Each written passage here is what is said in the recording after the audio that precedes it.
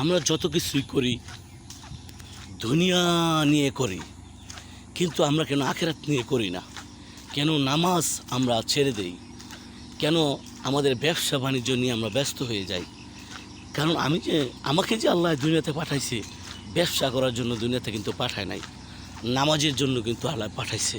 নামাজ পড়ো, রোজা করো, আল্লাহর 5টা হুকুম মেনে চলো।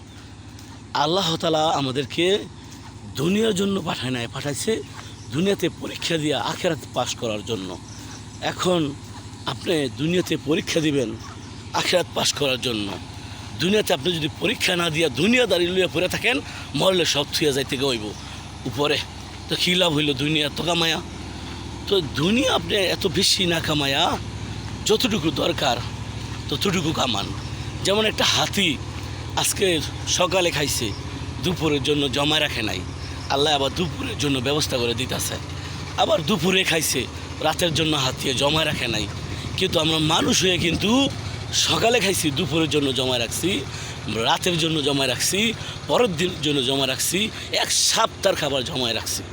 তো আল্লাহ তাআলা কিন্তু এই কথা বলে নাই, আপনি যদি আজকে মরে যায় 1 সপ্তাহের খাবার আপনার থাইকা যাইব, কী লাভটা হইল?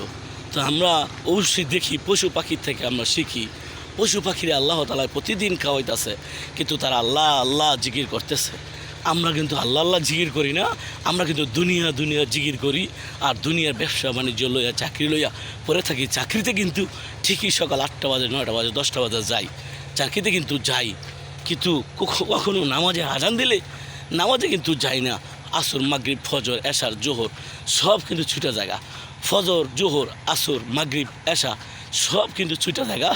কিন্তু আমরা চাকরিরে কত সময় দেই, চাকরিটার সময় যখন আসবে খাই আর না খাই চাকরিতে চলে যাই। কিন্তু আল্লাহ এই কথা বলেন, আল্লাহ বলছে তুমি আমার হুকুম পালন করো, তোমার রিজিকের ব্যবস্থা আমি করব। তো আমরা আল্লাহর হুকুম মানি না, আল্লাহ আমাদের রিজিকের ব্যবস্থা করে না। তো এটা কি হলো? আল্লাহ আপনাকে এইসবের জন্যই কি দুনিয়াতে পাঠাইছে? আল্লাহ তো এসবের জন্য দুনিয়াতে পাঠায় না। অবশ্যই আল্লাহর হুকুম মানতে হবে।